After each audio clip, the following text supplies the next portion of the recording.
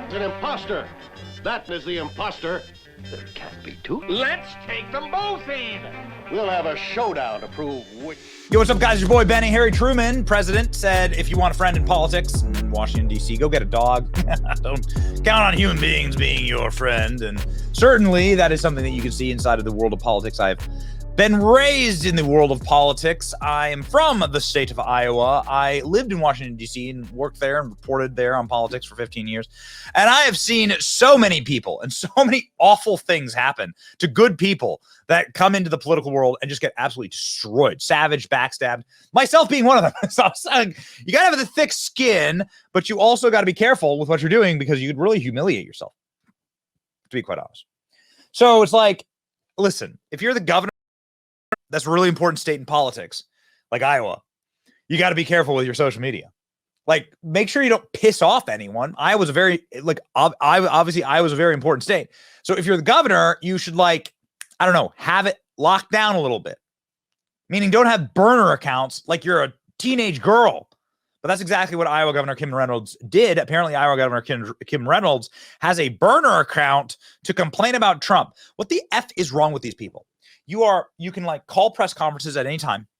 You are arguably one of the most powerful people in America, right? You're the governor of a state. You're the governor of the first caucus state, in America. You can pick up the phone and get any politician you want on the phone, but you're going to sit there and you're going to sit there and be a reply guy in the Menchies on X. That's how you get off. So weird, these people. So weird. And I want to let this be known here. I have no burner accounts, right? Everything that I want to do, and I'm not a governor, but everything I want to do, I say myself because I'm a man. Kim Reynolds is a woman, but what I mean by that is I can stand behind what I wish to say. And what I say is my bond. And what I say is what I want to say. And I'm not going to sit there and sneak in with an Anon account.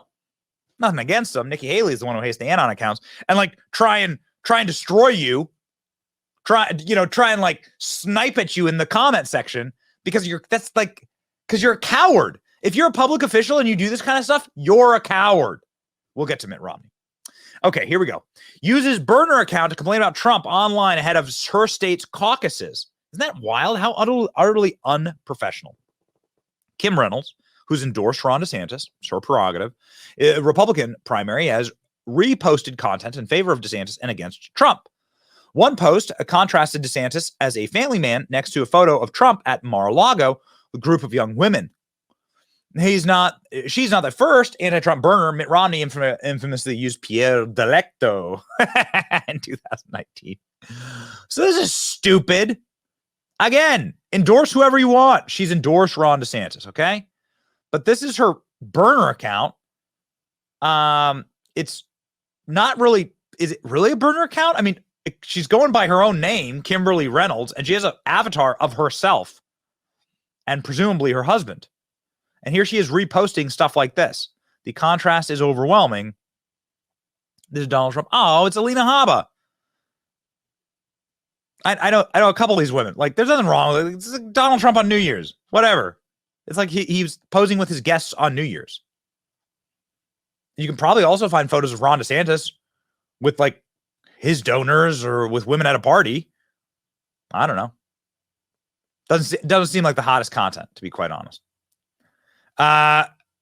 Anyway, another shared post accuses Trump of having no loyalty to others despite demanding it for himself.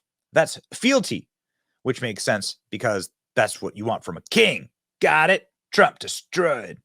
Trump roasted. Undeniable winner, says Kimberly Reynolds.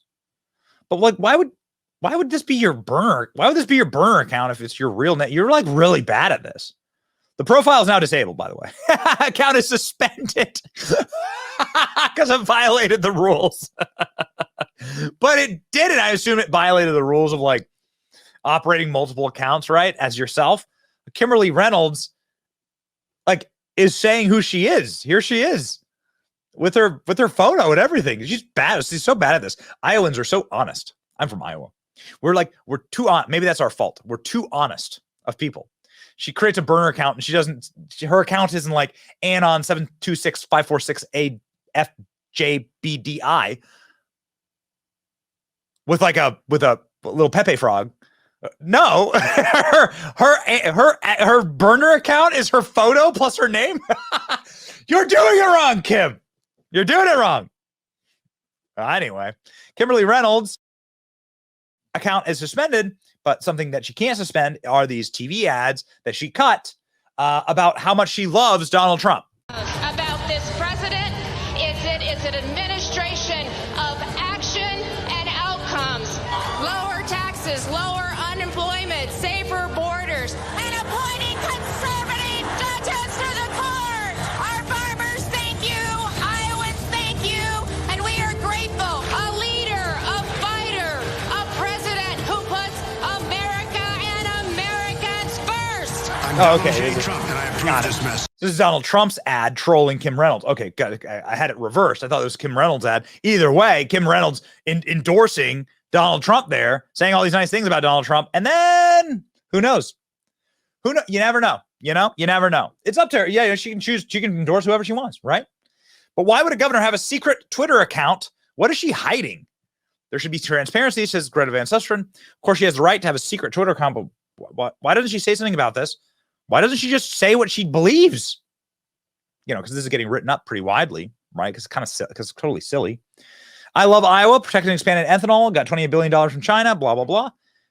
Donald Trump going in hard, though, against Kim Reynolds. I opened up the governor's position for Kim Reynolds. What that means is he appointed the current governor as ambassador to China. His name was Terry Branstad. And when she fell behind, I endorsed her big at rallies, and she won. Now she wants to remain neutral. I don't invite her to events. DeSantis down 45 points. This was in July. So she has not remained neutral. Now she has endorsed Ron DeSantis. And this is what that looked like. She went out on stage and endorsed Ron DeSantis. Ron DeSantis is the person who will fight for you. Ron is the person who will not back down. But you back down from your support of Donald Trump. Because I can play you like I can play you one of Trump's ads talking about how much you love Donald Trump. Right? So you're the one who actually backed down. But all right, whatever. Okay. Sure, Kim Reynolds endorsed DeSantis, but Trump was the one with thousands of points behind a TV ad in all of Iowa's media markets featuring the effusive praise of Reynolds. Okay, so this is a great troll job, by the way, by Donald Trump. Genius troll job by Donald Trump. But the funniest troll job by Donald Trump is the winning of the Iowa caucuses, right? Which is what is probably going to happen because, as you can see right here, this is specifically the polling of the Iowa caucus. Trump is up between 30 and 40 points. This is specifically just Iowa, not national. So it's really important to slice those crosstabs out. So this is what's happening in Iowa, and what probably will happen in Iowa on Monday during the caucus. So there you go, ladies and gentlemen. Trump by 40, Trump by 30 or 40. Well, hot damn. It is very interesting what's happening in the state of Iowa. In fact, one of the saddest things that we've ever seen happen in my home state is the satanic statue that was put up in the state of Iowa because of the cowardly leadership of Republicans like Kim Reynolds. They allowed for a satanic statue to go up in the Capitol because they don't have the will to fight. They're cowards. Anyway, a man came on our program, our In the Arena program, who went and knocked down and beheaded the satanic statue in Iowa. It's super based. And this is what actual leadership looks like, not Kim Reynolds. Go. I was pretty disgusted at this satanic display inside of the capital of the state of Iowa. Kim Reynolds allowed it. She's the governor. And you beheaded it. And I'd love to get that story.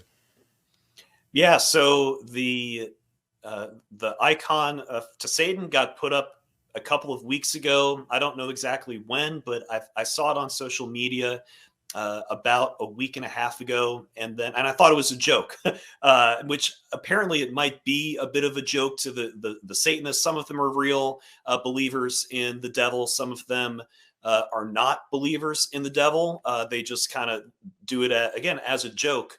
But regardless of that, it's not a joke. It is promoting the devil to people that aren't in on the joke. And I'm getting a little bit ahead of myself, but a story that really does stand out is part of the hate mail. I got a lot of support, but part of the hate mail I got was from an Iowa father, and he was mad at me because he was going to go to the Capitol that day for the purpose of seeing the satanic statue to show his daughter as a good example of a good example for her to look up to, I guess. And so it's not a joke. Like it has consequences for influencing people, and especially children. But anyways, so I saw it up, thought, it must have been a mistake. It'll get taken down. Then on Wednesday, I saw that it was still up there. And so early afternoon, I bought a plane ticket on a whim, and landed in Iowa. You're from Iowa, so I'm sure you've seen Field of Dreams. There's that scene at the end where James Earl Jones is talking about, someday, people, they'll just start coming to Iowa without really knowing why they're there, for what purpose. They'll just get in their cars or whatnot, and they'll come to Iowa. And it kind of felt like that. I felt called to come to Iowa, prayed on it when I got to the hotel, prayed on it before I left the next morning, got to the Capitol, and didn't know exactly what to expect once I showed up. But I'll tell you, seeing that the icon back when it was still standing, it is kind of like if you've seen the Grand Canyon on TV or movies or whatnot, but then you actually go and you see the Grand Canyon, and it's different. It's just it's much more powerful in person, and it was the same way with that icon. And I knew that it couldn't stand. And so I took it down. I actually, believe it or not, some of the debris and candles and whatnot that came outside of that little rectangular display that they gave it, I put them back inside. So, I wasn't littering, just, taking down that evil. Then I went back to the security checkpoint, turned myself in, said, hey, here I am. I'm not running away or anything.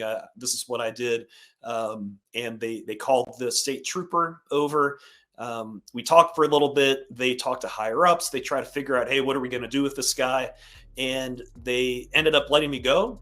No charges. Initially, they had my phone number. They gave me a call about 10 minutes later, and they said, hey, we do have a citation for you after all. So I went back to the Capitol complex and picked up the citation, and then went on my way, and the rest is history.